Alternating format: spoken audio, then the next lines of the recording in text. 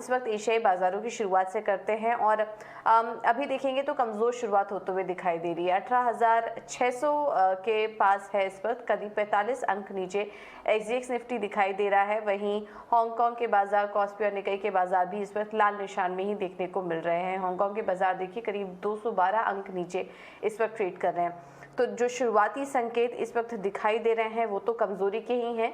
और इसके अलावा ग्लोबल मार्केट की बात करेंगे तो वहां से ज़्यादा कुछ क्यूज़ नहीं आए, क्योंकि यूएस के बाजार थैंक्सगिविंग के मौके पर बंद थे, तो इसके चलते आज कोई संकेत नहीं है। और आज भी ब्लैक फ्राइडे है, इस वजह से आज भी अमेरिकी बाजार बंद रहेंगे। तो इसके चलते हम देख रहे हैं कि वहां से तो कोई संकेत नहीं है और जो भी ग्लोबल मार्केट्स हैं वो स्टेबल ही थे। फेड की ब्याज दरों में जो नरमी का बात की गई, उनकी तरफ से जो बयान आया वही हावी था बाजारों पर ही, और उसी का एक्शन हम देख रहे थे। यूरोप के बाजारों को अगर देखेंगे तो लगातार दूसरे दिन वहां पर तेजी देखने को मिली और कल तो यूरोप के बाजार 3 महीने के ऊपरी स्तर पर बंद हुए। तो ये एक्शन था यूरोप के बाजारों का। और अगर बॉन्ड मार्केट और कमोडिटी मार्केट में भी देखेंगे तो काफी स्टेबल कारोबार रहा। यहाँ पर भी फेड की तरफ से नरम रुख का जो असर था वो जारी था और यूएस से कोई संकेत न होने से बॉन्ड और कमोडिटी बाजार भी स्थिर ही नजर आया। कच्चा तेल अभी भी $85 के पास है, यहाँ पर कंसर्न बना हुआ है। रशियन ऑयल पर प्राइस कैप और यूएस में गैसोलीन इन्वेंट्री बढ़ने के कारण कच्चे तेल पर हम देख रहे हैं कि इस वक्त दबाव देखने को मिल रहा है। तो $85 के आसपास ये लेवल्स भी बने हुए हैं। तो फिलहाल ग्लोबल क्यूज इस वक्त स्टेबल ही हैं, ज़्यादा कुछ रिएक्शन मान नहीं नजर आ रहा है। लेकिन एशियाई बाजारों की जो शुरुआत हो रही है उस पर आज भारतीय बाजार की चाल तय हो सकती है। एक बात संस्थागत निवेशकों के आंकड़े भी देख लेते हैं, उसके बाद हम आगे बात करेंगे कि आज इंडियन मार्केट्स में क्या करें। एफआईआईज की बात करें तो कैश मार्केट में कल खरीदारी करके गए। कल जिस तरह का मोमेंटम बना, एक्सपेक्टेड था इस तरह का आंकड़ा, और 1232 करोड़ की खरीदारी एफआईआईज की तरफ से हुई है। कैश मार्केट में डीआईएस की बात करेंगे तो करीब 236 करोड़ की बिकवाली करके गए। इंडेक्स फ्यूचर में भी आंकड़ा खरीदारी का ही है, अच्छा 3,226 करोड़ की, और इंडेक्स ऑप्शन में 8,528 करोड़ की खरीदारी एफआईआईज की तरफ से देखने को मिली। तो यहाँ पे जो आंकड़े नजर आ रहे हैं वो भी अच्छे ही हैं। लेकिन भारतीय बाजारों में कल हमने देखा कि हर लेवल्स पर रिकॉर्ड लेवल कल देखने को मिले। निफ्टी, बैंक निफ्टी, सेंसेक्स, तीनों में ही रिकॉर्ड लेवल देखने को मिले और शानदार सीरीज रही। नवंबर सीरीज की जो क्लोजिंग हुई है वो काफी शानदार लेवल्स पर देखने को मिली। अब उसके बाद आज भारतीय बाजार किस तरह से रिएक्ट कर सकते हैं, इस पर एक बार बात कर लेते हैं। और हमारे साथ बाजार पर रणनीति देने के लिए रेडिगर ब्रोकिंग के अजीत मिश्रा जुड़ चुके हैं। Ajit, thank you so much इटीना स्वदेश को समय देने के लिए। कल का दिन तो काफी बढ़िया था, काफी अच्छी क्लोजिंग हुई, लेकिन आज क्या थोड़ा कॉशियस होने की जरूरत है नई सीरीज की शुरुआत में?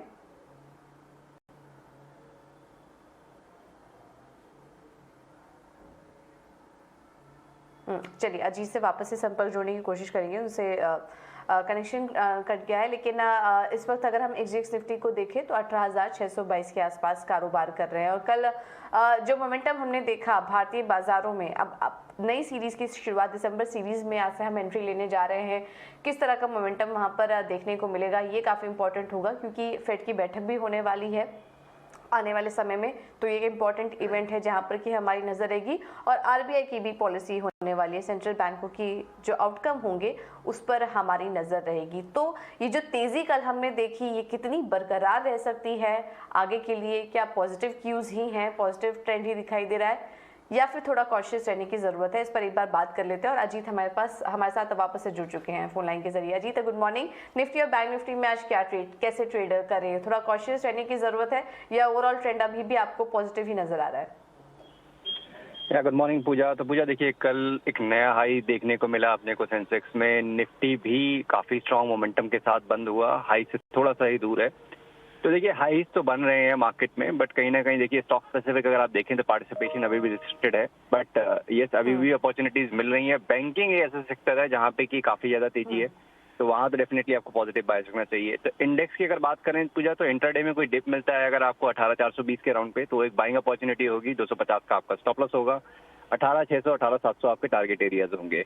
सिमिलरली बैंकिंग इंडेक्स जो कि लीड कर रहा है मार्केट को, वहाँ पे भी आपको 42,700 के अराउंड पे अगर मिलता है तो वहाँ पे आपको बाइंग की अपॉर्चुनिटी देखनी चाहिए। 42,400 का स्टॉप लॉस, 43,500 से लेकर 44,200 तक के टारगेट्स में मेंटेन करने चाहिए।